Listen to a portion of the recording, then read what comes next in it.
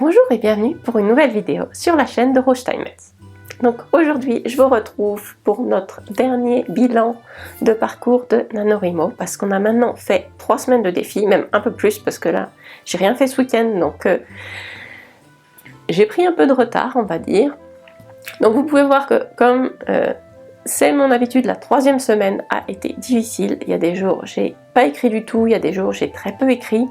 Donc ça m'arrive quasiment à chaque fois. La 3e semaine, elle est vraiment difficile et c'est le moment où je suis assez susceptible quand quelqu'un me fait une remarque comme quoi ça sert à rien ce que je suis en train de faire, et je le prends assez mal en général. Et il y a des jours où j'arrive pas à écrire parce que je me dis que ça sert à rien ce que je suis en train de faire.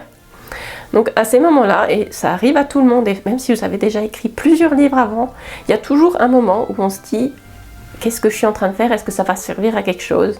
Alors à ce moment-là, ceux qui ont suivi la préparation que j'ai fait au mois d'octobre, une des premières choses que j'ai fait dans mon cahier de planification, c'était d'écrire pourquoi je voulais écrire cette histoire-là. Donc les raisons qui me faisaient écrire cette histoire, est-ce que c'était une scène en particulier, un personnage, un thème, et chercher vraiment les raisons pour lesquelles je voulais commencer ce projet.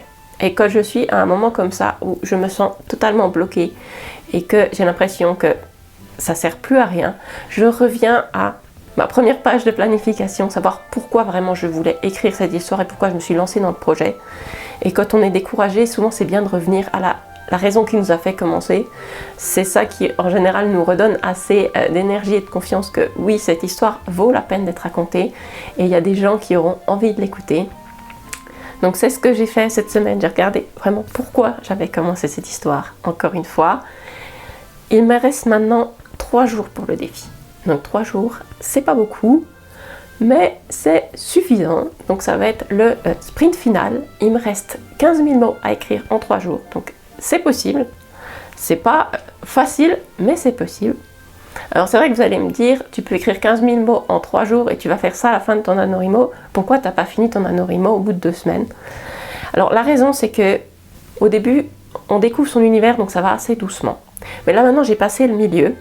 Et tout ce que je vais écrire cette semaine, en fait, se nourrit des 3 semaines précédentes que j'ai travaillé sur le projet et tout ce que j'ai déjà sorti.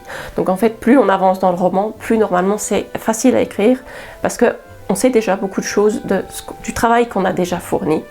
Donc maintenant, je pense que c'est possible de finir.